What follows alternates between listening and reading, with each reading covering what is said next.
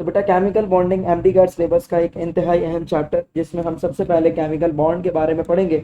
और chemical bond की definition के बारे में हम इस बात को अच्छे से जानते हैं कि it is the force of attraction. Highlight करने का मकसद सिर्फ ये है कि जो केमिकल बॉन्ड है ये कभी भी रिपल्सिव इन नेचर नहीं हो सकता, it always be attractive in nature between the to chemical species.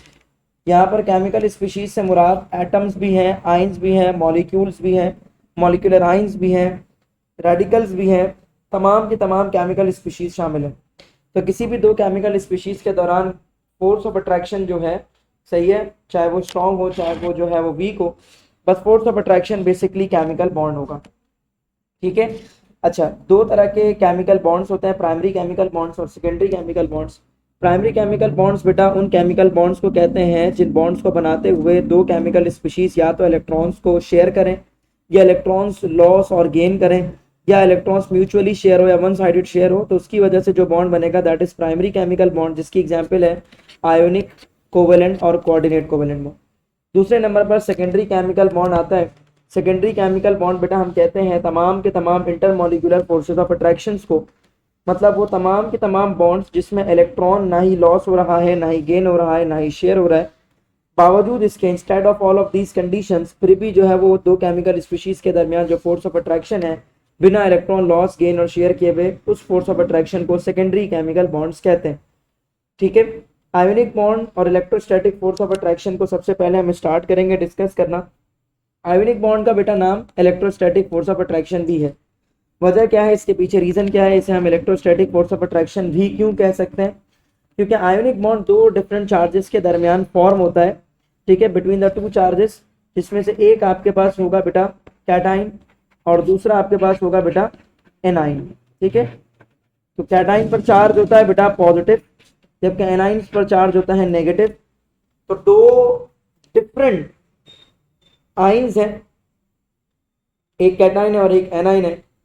तो दो डिफरेंट आइंस के दरमियान जो इलेक्ट्रोस्टैटिक फोर्स ऑफ अट्रैक्शन होती है उसे हम इस तरीके से डॉटेड लाइन से रिप्रेजेंट करेंगे, जो कि आयोनिक बॉन्ड की रिप्रेजेंटेशन है। तो इस पॉइंट को याद रखिएगा कि जो आयोनिक बॉन्ड है it is represented bye dotted lines. ठीक है। इसे रिप्रेजेंट कैसे किया जाता है? डॉटेड लाइन से। रिप्रेजेंटेशन के ऊपर पास्ट में एमसीक्यू आ चुका है, कोवेलेंट पर आ चुका है, कोऑर्डिनेट कोवेलेंट पर भी आ चुका है, आयोनिक बॉन्ड पर भी आ चुका है, तो दोबारा भी पूछा जा सकता है। ठीक है। So it is represented by the dotted lines form between the two charges. और कौन से दो charges? They both are different. ठीक है। दो डिफरेंट चार्जेस के दरमियान, एक कैटाइन और एक एनाइन के दरमियान जो चार्ज है, ठीक है, that is the force of attraction, that is actually called as the ionic bond.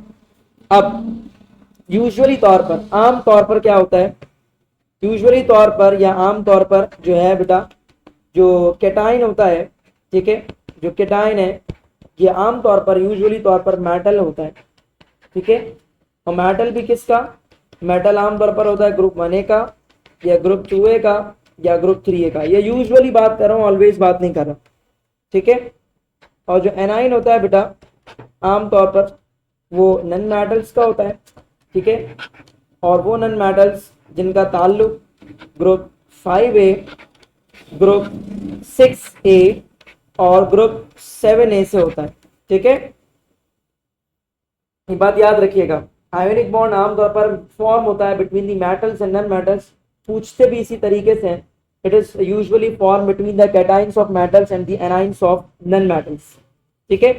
अब ये जो भी मेटालिक एटम होगा और जो भी नॉन मेटालिक एटम होगा, ये बात तो मेक श्योर है कि एक कैटाइन और एनाइन के दरमियान जो इलेक्ट्रोस्टैटिक फोर्स ऑफ अट्रैक्शन होगा वो आयोनिक बॉन्ड होगा।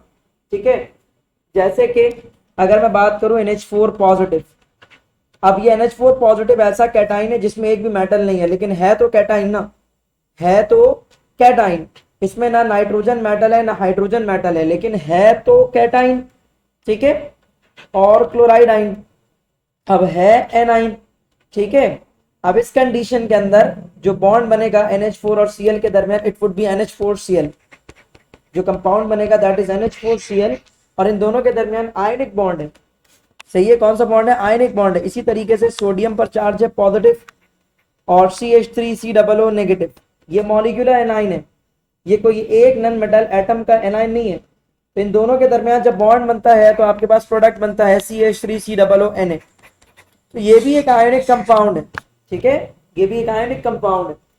दो ऐसे चार्ज जिसमें से एक कैटाइन हो एक एनाइन हो, इन दोनों के दरमियान जो फोर्स ऑफ अट्रैक्शन होगी बेटा, जिसकी वजह से जो बॉन्ड बनेगा, दिस इज आयोनिक बॉन्ड। आमतौर पर मेटल्स और नॉन मेटल्स के दरमियान बनता है। और जो भी आमतौर पर मेटल लोगे और जो भी आमतौर पर नॉन मेटल लोगे, ठीक है, तो इनका जो इलेक्ट्रोनेगेटिविटी डिफरेंस होगा, इन मेटल और नॉन मेटल का जो इलेक्ट्रोनेगेटिविटी डिफरेंस होगा वो कभी भी जीरो नहीं हो सकता, ठीक है। एंड मे बी और यूजुअली जो इलेक्ट्रोनेगेटिविटी का डिफरेंस है बेटा वो 1.7 या 1.7 से ग्रेटर होगा, ठीक है। जो इलेक्ट्रोनेगेटिविटी का डिफरेंस है वो 1.7 एटलीस्ट या 1.7 से भी ग्रेटर मिलेगा मेटल्स और नॉन मेटल्स के दरमियान। आप इसके लिए करोगे क्या, जो मेटल की इलेक्ट्रोनेगेटिविटी है उसमें से आप माइनस करोगे नॉन मेटल की इलेक्ट्रोनेगेटिविटी को, ठीक है, तो इलेक्ट्रोनेगेटिविटी का डिफरेंस आएगा 1.7। अब अगर आपसे पूछ लिया जाए कि गुड आयोनिक बॉन्ड कब बनेगा, गुड आयोनिक बॉन्ड की कंडीशन क्या है, गुड आयोनिक बॉन्ड कब फॉर्म होगा, तो इसके बारे में याद रखें कि गुड आयोनिक बॉन्ड फॉर्म होने के लिए बेस्ट मेटल होना जरूरी है, बेस्ट नॉन मेटल होना जरूरी है। इसका क्या मकसद है, इसका मकसद ये है कि ऐसा मेटल होना चाहिए जिसकी इलेक्ट्रोनेगेटिविटी लोएस्ट हो, कम से कम तर हो, ठीक है। और ऐसा नॉन मेटल आपको लेना है जिसकी इलेक्ट्रोनेगेटिविटी हाईएस्ट हो, सबसे ज्यादा हो, सही है। तो जिस एटम की, जिस मेटल एटम की इलेक्ट्रोनेगेटिविटी सबसे कम होगी और जिस नॉन मेटल एटम की इलेक्ट्रोनेगेटिविटी सबसे ज्यादा होगी, इन दोनों के दरमियान जो बॉन्ड फॉर्म होगा that is basically the good ionic bond, ठीक है, गुड आयोनिक बॉन्ड। अब आयोनिक बॉन्ड जिन कंपाउंड्स में बनता है उन्हें कहते हैं आयोनिक कंपाउंड्स। आयोनिक बॉन्ड जिन कंपाउंड्स में पाया जाता है उन कंपाउंड्स को कहते हैं आयोनिक कंपाउंड्स, ठीक है। So ionic bonds form in the compound. The compounds are called as the ionic compounds. Ionic compounds usually salts होते हैं। Ionic compounds आमतौर पर क्या होते हैं भाई, salts होते हैं। क्या होते हैं, salts होते हैं, ठीक है, remember this point। इसके अलावा ionic compounds are usually solid in nature, ठीक है। ionic compound solid state में, जो solid state में इलेक्ट्रिसिटी को अपने अंदर से कंडक्ट नहीं करता, इलेक्ट्रिसिटी को कंडक्ट नहीं करता। वजह क्या है, इलेक्ट्रिसिटी की डेफिनेशन क्या है, पहले भी ये बात हो चुकी है। इलेक्ट्रिसिटी की डेफिनेशन ये है फ्लो ऑफ इलेक्ट्रॉन्स या फ्लो ऑफ चार्जेस। अब आयोनिक कंपाउंड में इलेक्ट्रॉन्स तो नहीं है लेकिन चार्जेस मौजूद है, कैटाइन पर भी चार्ज है, एनाइन पर भी चार्ज है, लेकिन जब तक वो सॉलिड स्टेट में होता है तो उसके जो चार्जेस हैं वो फ्री नहीं होते। चार्जेस जो है ना वो एक जगह पर अटैच रहते हैं, सही है। तो जब आयनिक कंपाउंड सॉलिड फॉर्म में होता है और उसके आयन्स एक जगह पर फिक्स रहते हैं, मूव नहीं करते, तो उस वक्त आयोनिक कंपाउंड इलेक्ट्रिसिटी अपने अंदर से कंडक्ट नहीं कर सकता क्योंकि उसके पास फ्री इलेक्ट्रॉन्स नहीं है या फ्री चार्जेस नहीं है। जबकि जब हम इसे मेल्ट कर देंगे, ठीक है, तो मेल्टेड फॉर्म, इसकी melted form, ionised form, liquid form जो इसकी होगी, उसमें अगर आप इसको देखोगे और इसकी गैसियस फॉर्म को अगर आप देखोगे तो ये इलेक्ट्रिसिटी कंडक्ट कर सकता है क्योंकि उस वक्त उसके जो आयंस होंगे वो फ्री हो जाएंगे। जाहिर है सॉलिड को लिक्विड में तब्दील करोगे तो उसके जो आयंस हैं जो एक दूसरे के साथ अटैच्ड है वो फ्री हो जाएंगे, और जब वो फ्री होंगे तो लाजमी तौर पर चार्जेस फ्री हो गए, और चार्जेस जब फ्री हो गए that means they can conduct the electricity. तो आयोनिक कंपाउंड जो है वो इलेक्ट्रिसिटी कंडक्ट करता है इन मोल्टन स्टेट, इन मेल्टेड स्टेट। सॉलिड फॉर्म में इलेक्ट्रिसिटी कंडक्ट नहीं करता। आयोनिक कंपाउंड्स में ये जो आयोनिक बॉन्ड है ये स्ट्रॉन्गर बॉन्ड है, ठीक है। तो metals are tightly packed with each other, तो इनका जो मेल्टिंग पॉइंट होगा या जो इनका बॉइलिंग पॉइंट होगा वो हल्का फुल्का नहीं होगा, बल्कि इनका मेल्टिंग और बॉइलिंग पॉइंट क्या होगा, बहुत ज्यादा हाई होता है। So remember the point, they have a high melting and boiling point. Past MCQ यहां से आ चुका है। The substances that are usually solid in their nature consist of the oppositely charge ion cannot conduct electricity in solid state and they are usually the salts. Those compounds are actually covalent compounds, coordinate covalent compounds और ionic compounds. तो इसका जवाब था ionic compounds. ठीक है, क्योंकि ionic compound solid form में electricity conduct नहीं करता, मोल्टेन फॉर्म में इलेक्ट्रिसिटी कंडक्ट करता है, हाई मेल्टिंग और बॉइलिंग पॉइंट होता है, आमतौर पर सॉल्ट्स होते हैं और रूम टेम्परेचर पर सॉलिड फॉर्म में होता है। तो सारी की सारी प्रॉपर्टी दे दी थी आयोनिक कंपाउंड्स के लिए से। अब आयोनिक कंपाउंड्स में कैरेक्टर पाया जाता है जिस कैरेक्टर को हम कहते हैं कोवेलेंट कैरेक्टर। जिस कैरेक्टर को कौन सा कैरेक्टर कहते हैं, हम उसे कहते हैं कोवेलेंट कैरेक्टर कहते हैं। इसका covalent character of ionic compounds का। तो आयोनिक कंपाउंड्स का कोवेलेंट कैरेक्टर की अगर मैं आपसे बात करूं कि आयोनिक कंपाउंड्स का कोवेलेंट कैरेक्टर से क्या मुराद है, ठीक है, तो देखो इसका मकसद ये है कि आयोनिक कंपाउंड्स में कोवेलेंट कैरेक्टर का जनरेट हो जाना, ये मकसद है कि आयोनिक कंपाउंड्स में किसका कैरेक्टर जनरेट होना, कोवेलेंट कैरेक्टर। अच्छा, कोवेलेंट कैरेक्टर का मतलब क्या है? कोवेलेंट, प्योर कोवेलेंट जो कंपाउंड्स होते हैं ना, प्योर कोवेलेंट कंपाउंड्स, वो अनचार्ज्ड स्पीशीज होते हैं। ठीक है, अनचार्ज्ड स्पीशीज। उतना अच्छा कोवेलेंट बॉन्ड फॉर्म होगा दो नॉन मेटल्स के दरमियान जब इन पर चार्ज बिल्कुल भी ना हो। ये उनकी पहचान है। ठीक है, ये क्या है, उनकी पहचान है। तो covalent character of ionic bond का मकसद ये है कि अगर आयोनिक बॉन्ड फॉर्म करते हुए आपके पास मेटल की इलेक्ट्रोनेगेटिविटी लोएस्ट नहीं है, सही है, मतलब ऐसा मेटल नहीं है आपके पास जिसकी इलेक्ट्रोनेगेटिविटी कम से कम तर हो, ठीक है, और इसी के साथ साथ आपके पास ऐसा नन मेटल भी नहीं है जिसकी इलेक्ट्रोनेगेटिविटी क्या हो, हाईएस्ट हो। सही है भाई। तो अगर मेटल की इलेक्ट्रोनेगेटिविटी कम नहीं है और नन मेटल की इलेक्ट्रोनेगेटिविटी ज्यादा नहीं है, तो इनके दरमियान जो आयोनिक बॉन्ड बनेगा उसमें कोवेलेंट कैरेक्टर जनरेट होता है। सही है। तो अगर आपसे 4-5 एग्जाम्पल दी जाए आयोनिक कंपाउंड्स की और बोला जाए कि कोवेलेंट कैरेक्टर किसमें ज्यादा होगा, तो वहां देख लेना कि जिस एटम की इलेक्ट्रोनेगेटिविटी मेटल की ज्यादा हो, कम नहीं हो, और जिसमें नन मेटल की इलेक्ट्रोनेगेटिविटी जो है ना वो आपके पास क्या हो, ज्यादा नहीं हो। जैसे कि एग्जाम्पल के तौर पर मैं एक एग्जाम्पल लेता हूं LiF, दूसरी एग्जाम्पल लेता हूं मैं LiBr, तीसरी एग्जाम्पल मैं लेता हूं LiCl। ठीक है, अब ये 3 एग्जाम्पल है। मैंने कहा इसमें आयोनिक कैरेक्टर ज्यादा किसमें होगा और कोवेलेंट कैरेक्टर ज्यादा किसमें होगा, और आयोनिक कैरेक्टर कम किसमें होगा, कोवेलेंट कैरेक्टर कम किसमें होगा। आज कुछ ज्यादा शोर हो रहा है, मैं इस चीज को नोट कर रहा हूँ, थोड़ा आगे पीछे शोर कुछ ज्यादा है। इलेक्ट्रोनेगेटिविटी की नहीं होती, स्पेसिफिक एलिमेंट्स की एटलीस्ट आपको याद करनी है, ऐसा पी ब्लॉक ऑफ एलिमेंट्स के तमाम एलिमेंट्स की। अब यहां पर देखो भाई, फ्लोरीन की इलेक्ट्रोनेगेटिविटी 4 है, ठीक है, ब्रोमीन की जो है वो लाजमी सी बात है उससे कम है, क्लोरीन की जो है उससे कम है। तो लिथियम और फ्लोरीन के दरमियान जो फॉर एग्जांपल, चलो मान लो लिथियम की इलेक्ट्रोनेगेटिविटी जो है वो 0.3, लेट सपोज। अब यहाँ पर जो डिफरेंस का आंसर आएगा वो आएगा आपके पास 3.7 आएगा। ठीक है, मान लो ब्रोमीन की इलेक्ट्रोनेगेटिविटी जो है वो आपके पास है 2.4 और लिथियम की इलेक्ट्रोनेगेटिविटी अगेन 0.3। तो ये एग्जाम्पल के तौर पर समझा रहा हूँ, हो सकता है इसमें थोड़ा बहुत आगे पीछे हो सकता है, मुझे भी अभी वैल्यू याद नहीं आ रही एग्जैक्ट ब्रोमीन की और लिथियम की। तो इनके दरमियान जो इलेक्ट्रोनेगेटिविटी का डिफरेंस आएगा वो आएगा 2.1 का। ठीक है, और क्लोरीन की मान लो फॉर एग्जांपल 2.8 है और लिथियम की अगेन मान लो कि भाई 0.3 है। अब इसके दरमियान इलेक्ट्रोनेगेटिविटी का डिफरेंस आएगा 2.5। तो यहाँ पर कितना 3.7, यहाँ पर कितना 2.5 और यहाँ पर क्या है 2.1। तो जितना कम इलेक्ट्रोनेगेटिविटी का डिफरेंस होगा, सही है, जितना कम इलेक्ट्रोनेगेटिविटी का डिफरेंस होगा इसका मतलब वहां पर उतना ज्यादा कोवेलेंट कैरेक्टर होगा। तो इसमें कोवेलेंट कैरेक्टर जो है वो सबसे ज्यादा है बनिस्बत दूसरों के मुकाबले में, और LiF के अंदर जो आयोनिक कैरेक्टर है वो ज्यादा है।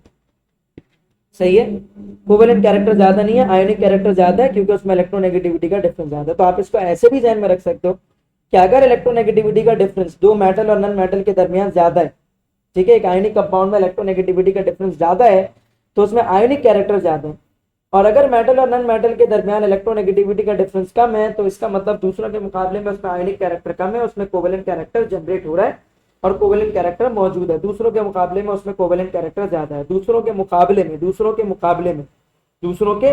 में उसके अंदर कोवेलेंट कैरेक्टर ज्यादा है।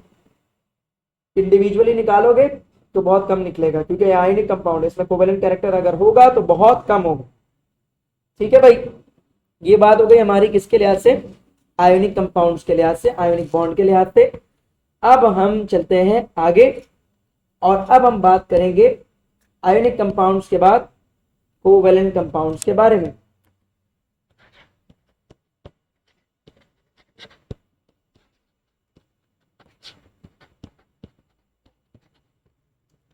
आई होप स्टूडेंट्स यहां तक बात क्लियर हो गई होगी आपको। ठीक है, आगे बात को बढ़ाते हुए अब हम डिस्कस करने वाले हैं कोवेलेंट कंपाउंड्स को। ठीक है, किसको डिस्कस करने वाले हैं, कोवेलेंट कंपाउंड्स को। कोवेलेंट कंपाउंड्स की बच्चों बात करें तो कोवेलेंट कंपाउंड्स का मतलब होता है कि ऐसे कंपाउंड जिसमें कोवेलेंट बॉन्ड पाया जाए, the compound that contain the covalent bonds within it are called covalent compounds. ठीक है, अब जो कोवेलेंट कंपाउंड्स हैं बेटा, उन कोवेलेंट कंपाउंड्स में जो बॉन्ड है वो तो कोवेलेंट बॉन्ड है।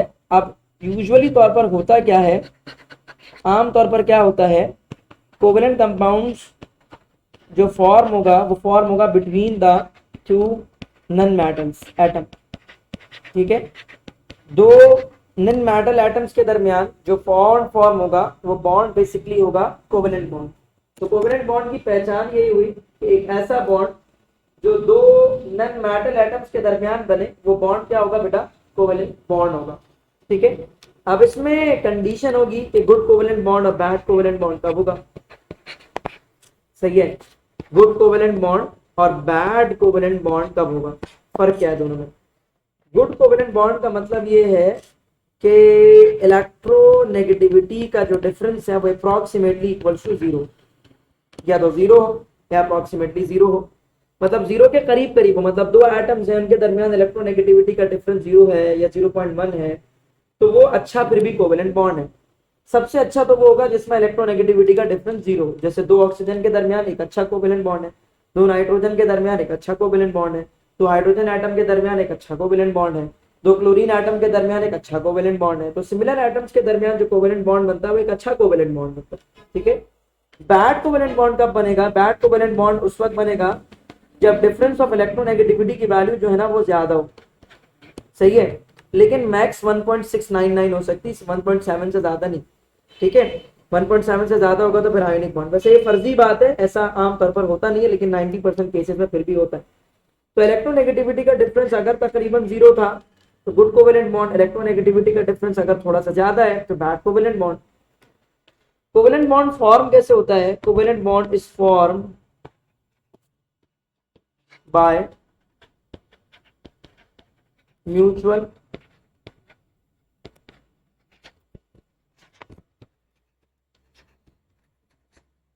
Sharing of electrons. जो दोनों एटम जो कोवेलेंट बॉन्ड आपस में फॉर्म कर रहे हैं वो म्यूचुअल शेयरिंग करेंगे इलेक्ट्रॉन्स की, जिसके बाद आपके पास कोवेलेंट बॉन्ड जो है वो फॉर्म होगा। सो it is form by the mutual sharing of electrons. ठीक है, तो म्यूचुअल शेयरिंग की वजह से जो बॉन्ड फॉर्म होगा इस बॉन्ड को हम क्या कहेंगे, कोवेलेंट बॉन्ड कहेंगे।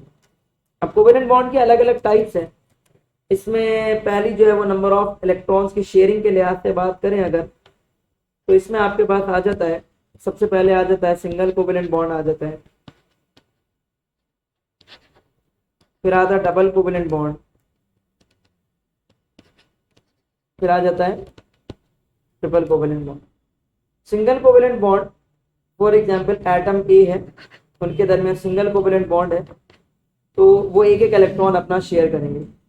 डबल कोवेलेंट बॉन्ड है तो ये फॉर्म होता है by the mutual sharing of a pair of electron between the two atoms, they may be similar or dissimilar. Triple covalent bond form होगा by the mutual sharing of three electrons between the two similar atoms or dissimilar atom, एक भी हो सकते हैं, अलग अलग atom भी हो सकते हैं। सही है, तो सिमिलर एटम्स हो डिसिमिलर एटम्स हो इनके दरमियान आयोनिक बॉन्ड फॉर्म होता है। अगर एक इलेक्ट्रॉन की शेयरिंग से होगा तो सिंगल, दो की शेयरिंग से होगा तो डबल, तीन की शेयरिंग से होगा तो ट्रिपल कोवेलेंट बॉन्ड फॉर्म हो सकता है। अब अगर मैं बात करूं सिमिलर एटम्स और डिसिमिलर एटम्स के दरमियान कोवेलेंट बॉन्ड बनने के लिहाज से, तो हमारे पास दो तरह के कोवेलेंट बॉन्ड्स बनते हैं।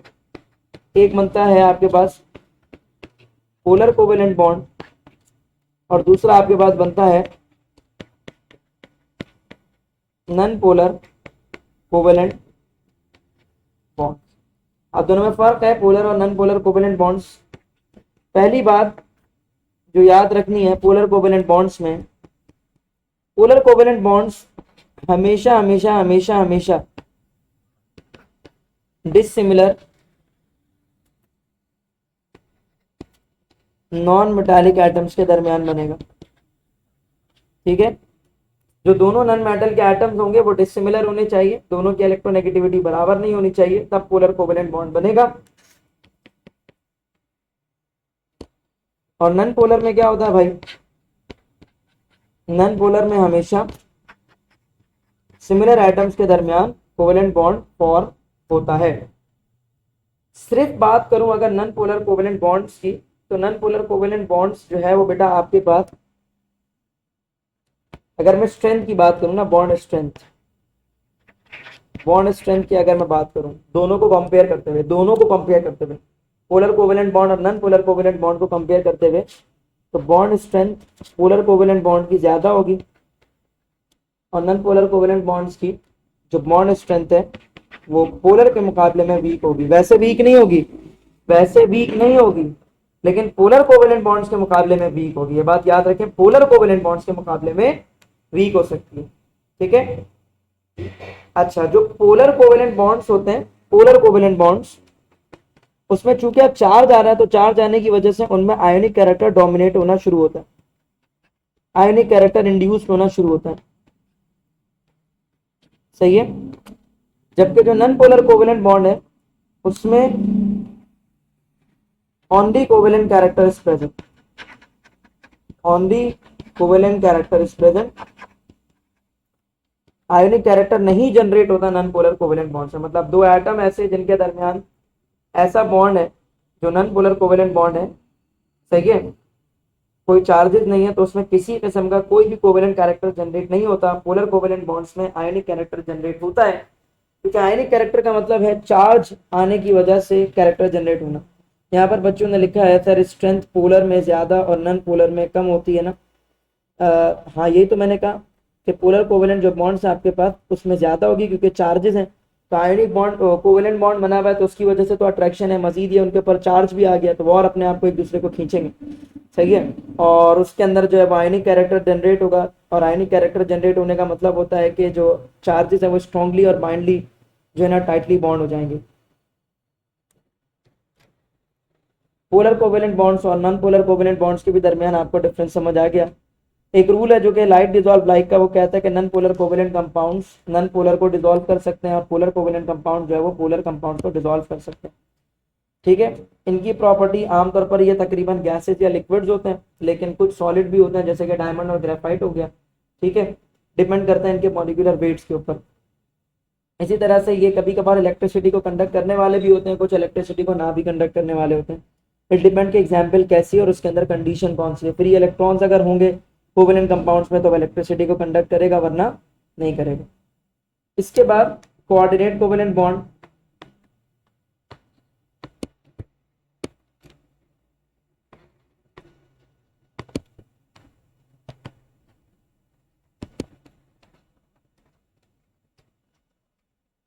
बात अगर की जाए कोऑर्डिनेट कोवेलेंट बॉन्ड की, ठीक है, तो बच्चों कोऑर्डिनेट कोवेलेंट बॉन्ड हम कहते हैं, ये क्या हुआ,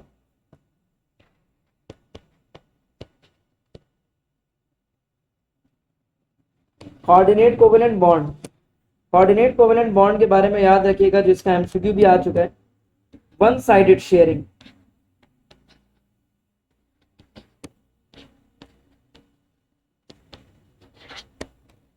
one sided sharing of electron pair, सिर्फ एक तरफ से इलेक्ट्रॉन पेयर जो है वो शेयर होगा। One sided sharing of electron pair की वजह से जो बॉन्ड बनेगा बेटा वो होगा coordinate covalent bond. It is form by one sided sharing of electron pair. सही है, अब इसमें याद रखिएगा कि कोवेलेंट बॉन्ड को हम रिप्रेजेंट करते हैं एरो से।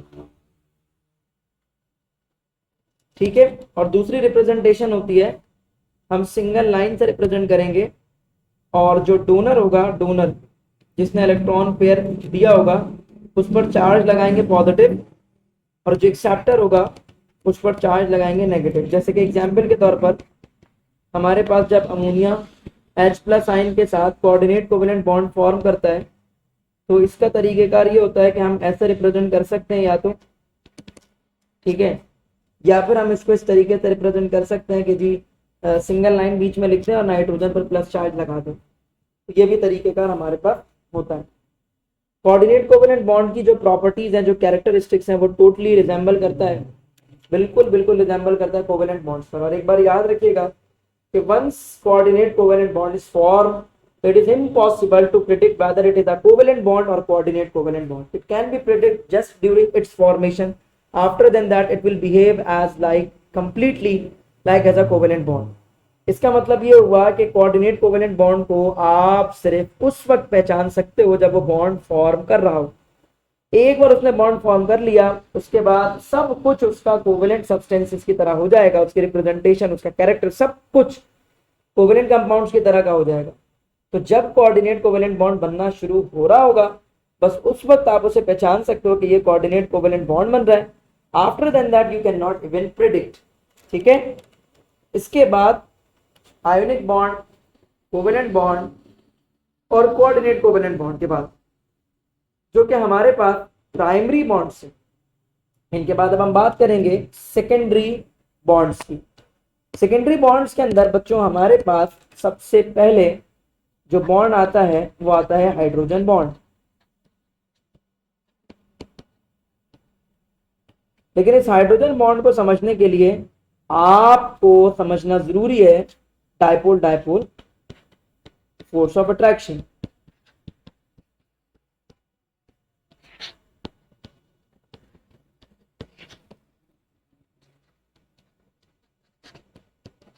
Dipole dipole force of attraction, दो बार डाइपोल, तो एक मॉलिक्यूल होगा जिसमें प्लस चार्ज और माइनस चार्ज है, अगला मॉलिक्यूल है उसमें भी प्लस चार्ज है और माइनस चार्ज है। तो इसका पॉजिटिव वाला पोर्शन इसके नेगेटिव वाले पोर्शन को अपनी तरफ क्या करेगा, अट्रैक्ट करेगा। तो एक मॉलिक्यूल में नेगेटिव चार्ज हो, अगले मॉलिक्यूल में पॉजिटिव चार्ज हो, वो दोनों एक दूसरे को अपनी तरफ अट्रैक्ट करेंगे। इस फोर्स ऑफ अट्रैक्शन को हम कहेंगे dipole dipole force of attraction. सही है। तो जितने भी हमारे पास ऐसी एग्जाम्पल हैं जिसमें जैसे कि फॉर एग्जाम्पल यहाँ पर HCl है, सही, उसमें पार्शियल पॉजिटिव चार्ज है, क्लोरीन पर पार्शियल नेगेटिव चार्ज है। इसी तरह से आपके पास दूसरा HCl है, उसमें पार्शियल पॉजिटिव चार्ज है, क्लोरीन पर पार्शियल नेगेटिव चार्ज है, तो वो इसको अट्रैक्ट करेगा। तो ये डाइपोल डाइपोल फोर्स है। लेकिन हाइड्रोजन बॉन्ड क्या है, मैंने क्या कहा, वो भी डाइपोल डाइपोल फोर्स है। तो जब भी एग्जाम्पल में प्लस और माइनस चार्ज इस तरह से हो कि प्लस चार्ज हमेशा हाइड्रोजन पर हो, प्लस चार्ज हमेशा हाइड्रोजन पर हो, और negative charge fluorine, chlorine, oxygen या नाइट्रोजन पर हो। क्या कहा मैंने, पॉजिटिव चार्ज किस पर हो, आमतौर पर पॉजिटिव चार्ज सिर्फ हो सकता है हाइड्रोजन पर, नेगेटिव चार्ज हो सकता है फ्लोराइड आयन पर, क्लोराइड आयन पर, नाइट्राइट आयन पर और ऑक्साइड आयन पर।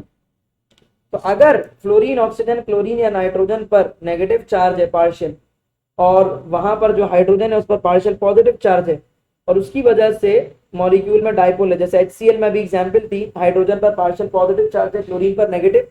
तो ऐसा डाइपोल मॉलिक्यूल जिसमें पार्शियल पॉजिटिव चार्ज हाइड्रोजन पर हो, पार्शियल नेगेटिव चार्ज क्लोरीन पर हो, तो इनके दरमियान जो बॉन्ड बनेगा वो होगा हाइड्रोजन बॉन्ड। एक बात और याद रखिएगा, रट लीजिए, और ना भरोसा हो तो गलत करके आ जाइएगा और फिर पता लग जाएगा आपको। पानी में कितने हाइड्रोजन बॉन्ड्स होते हैं, मुझे यहाँ पर जवाब दीजिए चैट में, मैं सुनना चाहता हूँ। पानी में कितने हाइड्रोजन बॉन्ड्स होते हैं? 1 2 3 4 5 6 7 8। शाबाश, सही जवाब दिए, शाबाश, गुड, सही है। इसको पहले भी जो है वाटर की एक एग्जाम्पल हमने जो है वो दी है, ठीक है, और उस वक्त भी बताया था। और जिन बच्चों ने याद रखा है बहुत अच्छा, और जिनको आता है ऑलरेडी वो तो बहुत ही अच्छी बात है। पानी में टोटल 4 हाइड्रोजन बॉन्ड्स होते हैं, लेकिन अगर मैं कहूँ कि वाटर कितने हाइड्रोजन बॉन्ड्स फॉर्म करता है तो इसका आंसर होगा 2। वाटर के साथ कितने हाइड्रोजन बॉन्ड्स बन जाते हैं तो भी आंसर होगा 2। लेकिन वाटर कितने हाइड्रोजन बॉन्ड्स रखता है या वाटर में कितने हाइड्रोजन बॉन्ड्स होते हैं तो इसका आंसर होगा 4। ठीक है, so water contains the 4 hydrogen bond. ठीक है, ये वाली बात क्लियर हो गई। डाइपोल डाइपोल फोर्स की बात हो गई, हाइड्रोजन बॉन्ड्स की बात हो गई। ठीक है, इसके बाद है London dispersion force.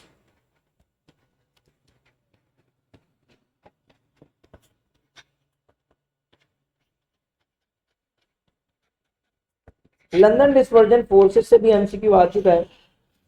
London dispersion force में sir water can form the two hydrogen bond, जी बना दो सकता है और बनते उसके साथ दो हैं। उसमें जो पार्शियल नेगेटिव चार्ज है ना, वो अगले मॉलिक्यूल के हाइड्रोजन को अपनी तरफ अट्रैक्ट करता है और हाइड्रोजन बॉन्ड बनाता है। जबकि उस वाटर मॉलिक्यूल में जो H प्लस आइन है दो, किसी दूसरा वाटर मॉलिक्यूल उसको क्या करता है, अपनी तरफ उसकी मदद से अट्रैक्ट करता है। तो उस पॉजिटिव एंड बॉन्ड नहीं बनाता, पॉजिटिव एंड के साथ बॉन्ड बनता है और नेगेटिव एंड बॉन्ड बनाता है। तो वाटर दो बॉन्ड बनाता है, दो उसके साथ बनते हैं, टोटल होते हैं उसके बाद चार। लंदन डिस्पर्जन फोर्स सिर्फ और सिर्फ कहां पर मिलती है? लंदन डिस्पर्जन फोर्स सिर्फ और सिर्फ आपको मिलती है नोबेल गैसेस में। सिर्फ और सिर्फ कहां मिलती है? Noble gases. अब नोबेल गैसेस में हीलियम है, नियॉन है, आर्गन है, क्रिप्टॉन है, जिनॉन है, रेडॉन। होता क्या है इसमें? इसमें होता ये है कि न्यूक्लियर चार्ज इनका सेंटर में, बकिया वैलेंस शेल में इलेक्ट्रॉन है।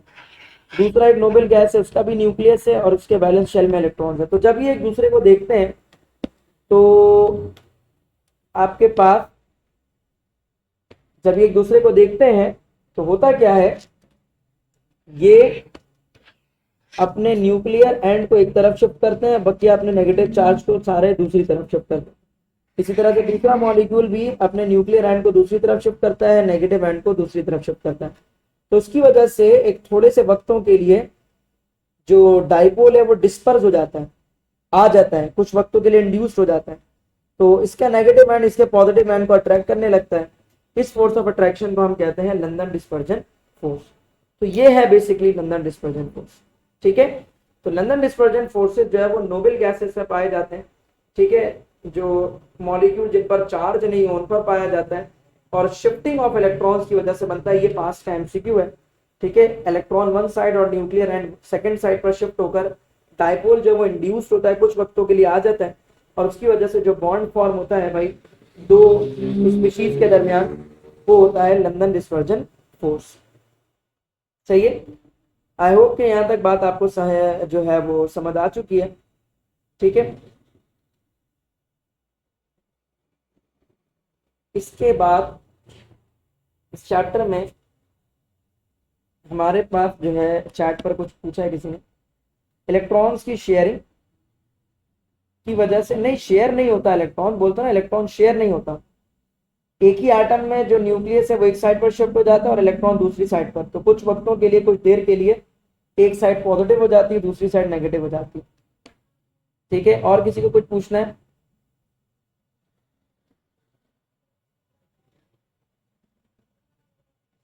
एक छोटा सा टॉपिक है बेटा डाइपोल मोमेंट का। ठीक है, डाइपोल मोमेंट का। देन उसके बाद इस चैप्टर में हमारे पास कुछ भी बाकी नहीं है। Dipole dipole force, sorry dipole dipole force कह रहा हूं मैं। चलो मुझे आप लोग बताओ, क्या चीज है जो वेक्टर क्वांटिटी है जिसको हम इससे रिप्रेजेंट करते हैं, साइन से रिप्रेजेंट करते हैं? लंदन डिस्पर्जन फोर्स रिपीट कर देंगे प्लीज। लंदन डिस्पर्जन फोर्स वो फोर्स होती है जो कि नोबेल गैसेस में पाई जाती है, जिसमें दो नोबेल गैस जब एक दूसरे को देखते हैं तो अपना न्यूक्लियर एंड एक साइड पर शिफ्ट कर लेते हैं, अपने बैलेंस शेल के इलेक्ट्रॉन्स को दूसरी साइड पर शिफ्ट कर लेते हैं, जिसकी वजह से कुछ वक्तों के लिए उनके अंदर एक एंड पॉजिटिव और एक एंड नेगेटिव हो जाता है। अगला वाला मॉलिक्यूल भी एक एंड पॉजिटिव और एक एंड नेगेटिव कर लेता है और उनके दरमियान अट्रैक्शन होती है और उसी अट्रैक्शन को हम जो है वो लंदन डिस्पर्जन फोर्स कहते हैं। किसी ने भी नहीं बताया? डाइपोल मोमेंट होता है भाई ये। ठीक है, डाइपोल मोमेंट होता है। तो डाइपोल मोमेंट जो है वो क्या है भाई? डाइपोल मोमेंट को हम न्यू से रिप्रेजेंट करते हैं और दो चार्जेस के दरमियान उनका जो मैग्नीट्यूड होता है उसको हम मल्टीप्लाई कर देते हैं उन दो चार्जेस के दरमियान डिस्टेंस से। सही है, so the product of the magnitude of charges and the distance between them. ठीक है, जो भी दो चार्जेस का मैग्नीट्यूड है और उन दोनों के दरमियान जो डिस्टेंस है उसको आपस में मल्टीप्लाई कर दो तो डाइपोल मोमेंट आ जाती है। ठीक है, डाइपोल मोमेंट की वैल्यू 0 से लेकर किसी भी नंबर तक हो सकती है। सही है, सिमिलर एटम्स जितने भी हैं, सिमिलर एटम्स कंटेनिंग मॉलिक्यूल। सही है, सिमिलर एटम्स पर मुश्तमिल जितने भी मॉलिक्यूल्स हैं, मतलब सिमिलर एटम्स कंटेनिंग मॉलिक्यूल्स, उनकी जो डायपोल मोमेंट होती है वो जीरो होती है, क्योंकि डायपोल मोमेंट डिपेंड करता है इलेक्ट्रोनेगेटिविटी के डिफरेंस पर भी। सही है, तो ये डिपेंड करता है, इस पर डिपेंड करता है डिफरेंस ऑफ इलेक्ट्रोनेगेटिविटी पर भी, और ये डिपेंड करता है मॉलिक्यूलर शेप पर भी। सही है, अगर ज्योमेट्रिकल शेप ऐसी हो कि हर तरफ से डायपोल मोमेंट एक दूसरे के इफेक्ट को कैंसिल कर रहे हो, तब भी इलेक्ट्रोनेगेटिविटी डिफरेंस होने के बावजूद डायपोल मोमेंट जीरो हो सकती है। अब जैसे दो हाइड्रोजन एटम्स हैं, इन दोनों के दरमियान इलेक्ट्रोनेगेटिविटी का डिफरेंस जीरो है, तो इसीलिए इनकी जो डायपोल मोमेंट है वो जीरो है। ठीक है, इसी तरह से दो क्लोरीन एटम्स हैं, इन दोनों की इलेक्ट्रोनेगेटिविटी बराबर है, इसलिए इनका डायपोल मोमेंट जीरो है। लेकिन CCl4 का डायपोल मोमेंट जीरो नहीं है, सॉरी डायपोल मोमेंट जीरो है। क्यों जीरो है? बावजूद इसके कि तमाम क्लोरीन पर पार्शियल नेगेटिव चार्ज है और कार्बन पे पार्शियल पॉजिटिव, तो चार्जेस तो हैं, तो मैग्नीट्यूड ऑफ चार्ज तो होगा, और डिस्टेंस भी है चार्जेस के दरमियान, तो यहाँ डायपोल मोमेंट तो होना चाहिए, लेकिन डायपोल मोमेंट नहीं है, क्योंकि जितनी डायपोल मोमेंट वेक्टर क्वांटिटी ऊपर की तरफ है, उतनी ही डायपोल मोमेंट वेक्टर क्वांटिटी नीचे की तरफ है। जितनी डायपोल मोमेंट लेफ्ट साइड पर है, उतनी डायपोल मोमेंट राइट साइड पर है। तो वेक्टर सम के जरिए से वेक्टर्स आपस में ऐड होते हैं, और डायपोल मोमेंट एक वेक्टर क्वांटिटी है। तो लेफ्ट और राइट साइड का रिजल्टेंट निकालने के लिए लेफ्ट साइड वाले वेक्टर को राइट साइड वाले वेक्टर से माइनस करेंगे। तो ये वाला जो वेक्टर है, ये तो हो गया फॉर एग्जाम्पल मान लो +a, और ये वाला जो वेक्टर है, इसको हम जब सम करेंगे तो ये होगा -a। तो प्लस माइनस माइनस दोनों वेक्टर एक दूसरे को कैंसिल कर देंगे, रिजल्टेंट का आंसर क्या आ जाएगा? जीरो। मतलब इस डायपोल मोमेंट ने इस डायपोल मोमेंट को कैंसिल कर दिया, इसीलिए इस डायपोल मोमेंट ने इस डायपोल मोमेंट को भी कैंसिल कर दिया। तो overall dipole moment, resultant dipole moment यहाँ पर भी क्या आ जाएगी? जीरो। लेकिन CHCl3 अब देखो यहाँ वाली डायपोल मोमेंट और यहाँ वाली डायपोल मोमेंट ये तो कैंसिल हो जाएगा, लेकिन ऊपर की तरफ डायपोल मोमेंट कम होगी, नीचे की तरफ डायपोल मोमेंट ज्यादा, तो ये एक दूसरे को कैंसिल नहीं कर पाएगा, तो यहाँ पर डायपोल मोमेंट जीरो नहीं होगा। सही है, तो डिसिमिलर एटम्स की डायपोल मोमेंट जीरो हो भी सकती है, डिसिमिलर एटम की डायपोल मोमेंट जीरो नहीं भी हो सकती है, डिपेंड करता है उसके ज्योमेट्रिकल शेप पर। इसी तरह से कार्बन डाइऑक्साइड है, ऑक्सीजन पर पार्शियल नेगेटिव, कार्बन पे पार्शियल पॉजिटिव, जितना लेफ्ट साइड पर खींचा जा रहा है उतना राइट साइड पर खींचा जा रहा है, तो दोनों डायपोल मोमेंट एक दूसरे को कैंसिल कर देंगे। ठीक है, और रिजल्टेंट डायपोल मोमेंट क्या आ जाएगी आपके पास? जीरो आ जाएगी। तो यहाँ तक है बेटा आपका MD कैट का सिलेबस का पोर्शन इस चैप्टर का, जो कि हमने यहाँ पर कंप्लीट कर लिया। और इसके बाद जो हमारी नेक्स्ट क्लास होगी फिर हमारी अनदर चैप्टर के ऊपर होगी। आई होप कि आपको लेक्चर जो है वो मजा आया होगा समझने में। तो ये जो है बेटा तमाम बातें हमने कर ली है, प्रैक्टिस MCQs पर अपनी तवज्जो बढ़ा दीजिए, टाइम कम रह गया आपके पास, प्रैक्टिस MCQs को ज़्यादा सॉल्व कीजिए। ठीक है, ग्रुप के ऊपर कभी मैं आपको रिप्लाई दे पाता हूँ, कभी नहीं दे पाता हूँ, उसके लिए बहुत बहुत माजरत, थोड़ा सा बिजी होते हैं इस वजह से नहीं, वरना जब देख लेते हैं तो जवाब फिर दे देते हैं। ठीक है बच्चों, best of luck to all of you. उसके बाद फिर मिलते हैं नेक्स्ट चैप्टर में, नेक्स्ट वीडियो में, नेक्स्ट लेक्चर के साथ। तब तक के लिए दुआ में याद रखिए, दुआ में ज़रूर याद रखिएगा। बहुत बहुत नेक तमन्ना है आप लोगों के लिए भी, अल्लाह ताला आप लोगों को कामयाब करे। तब तक के लिए बच्चों, अल्लाह हाफ़िज़।